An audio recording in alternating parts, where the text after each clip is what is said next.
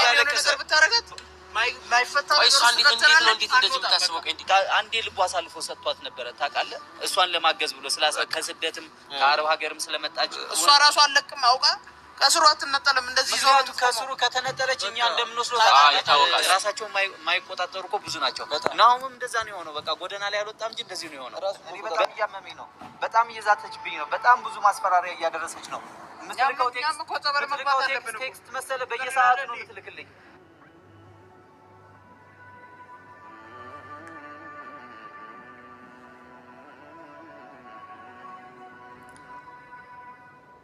ሰላም ሰላም ውድ ዮብ ፋሚሊ ቤተሰቦቻችን እንዴት ናችሁ? እግዚአብሔር ይመስገን እኛ ደህና ነን። የሚያሰራው ሰው አይምሮ ምን አይነት ነው? ነገ ወዴት እንደሚሄድ ያቆም እንዴ?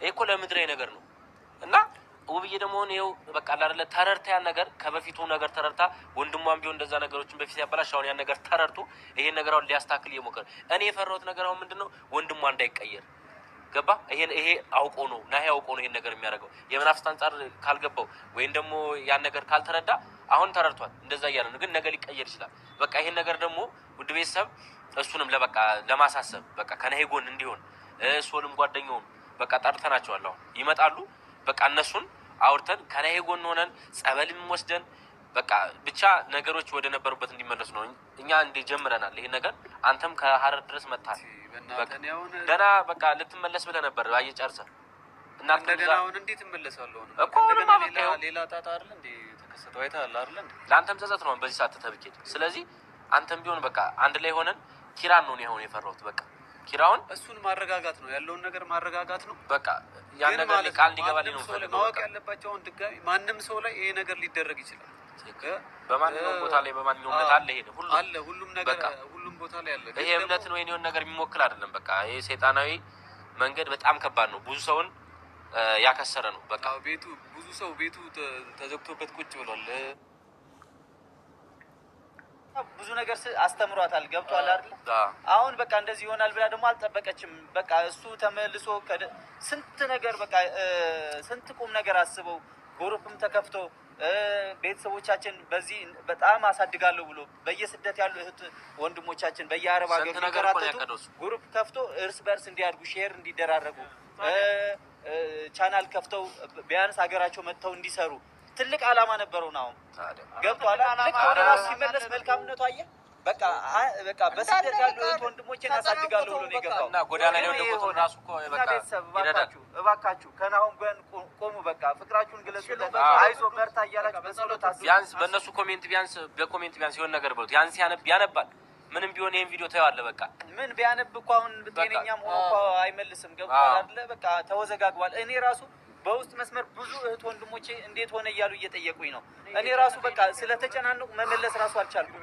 ተጨንቅ ያለው በቃ እኔ ይሄን ሁሉ ለፍተን ይሄን ሁሉ ነገር አድርገን እንደገና ወደ ኋላ ነው ይመለሰችን ያው ለልፋታችን ባዶ ከንቱ ሆነ ድጋሜ ልጆቹንም አሁን ረሳኩ አይ አመነኝ በቃ ይስተካከላል ትንሽ ቀን ነው ይሄቺ ሰዓት ይሄናውም የፈተና ሰዓት ናት ይሄ ፈተና ካለፈ ትልቅ በረከት ከፊቷል በቃ ዲያብሎስ ክፉ መንፈስ ሆም ብሎ በቃ ይሄ ትልቅ አላማ እንዳያሳካ ለወገኖቹ እንዳይቆም ነው ይሄ ነገር እያደረገ ያለው ይሄ ነገር ያልፋል ይስተካከላል እመነኝ በቃ ይሄ ፈጣሪ ኃይል ያሸንፋል በቃ እቺ የፈተና ሰዓት ናት ይሄ ነገር ካለፈ በኋላ ግን በቂ ማረጋትን ነገር ነው የሚማቀው ሰበብ ለመሆን ነው የምትፈልገው አንተ እንደሷ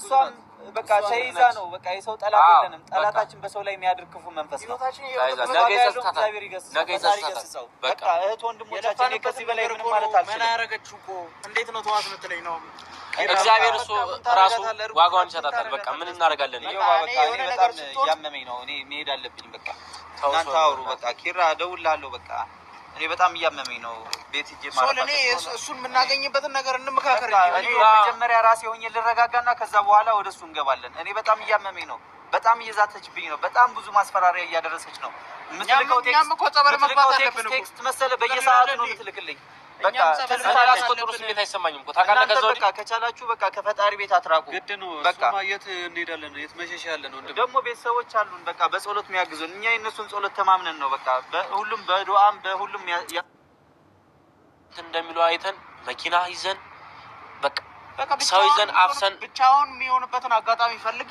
ይዤ እወጣለሁ። በቃ ወደ ገዳም ነው ይዘን መሄድ ያለብን። በቃ አለቀ።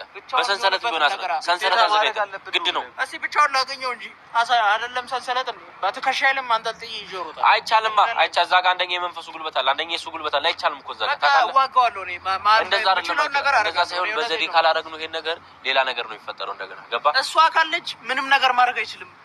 እሱማ ተከትሎ ይቆም ሁሉ መሳደሙ ብዬ እንደዚህ ማድረጉ በቃ አያውቀውም እኮ ነገ በሷ ነው የሚያማርሩ። በቃ እኔ ብቻ ቤተሰብ ምን እንደምላው በጣም ይከብዳል። እኔ የፈራሁት ማለት ነው አሁን ላይ ናሂን እንዳያግዙት ጓደኞቹ ካላገዙት ይሄ ልጅ እርኩስ መንፈስ፣ ይሄ መንፈስ ከባድ ነው፣ ጎዳና ያስወጣዋል ብዬ ነው። ለምን ጓደኞችንም የሆነ ነገር እንዳታስደረጋቸውና የሆነ ነገር አሁን ሰለሞን ላይ ለምሳሌ የዛተኝ ነው ሰለሞን ላይ የሆነ ነገር እንዳታረግ ነው የምፈራው ማለት ነው። እነሱ ላይ የሆነ ነገር ካረገች ናሆምን ማዳን አይችሉም። ገባችሁ? አሁን እነሱ ጤነኛ ከሆኑ ግን ምንም መንፈስ እንትን ቢለው ቢዋጋው እነሱ ይረዱትና ጸበል ቢወስዱት ይድናል።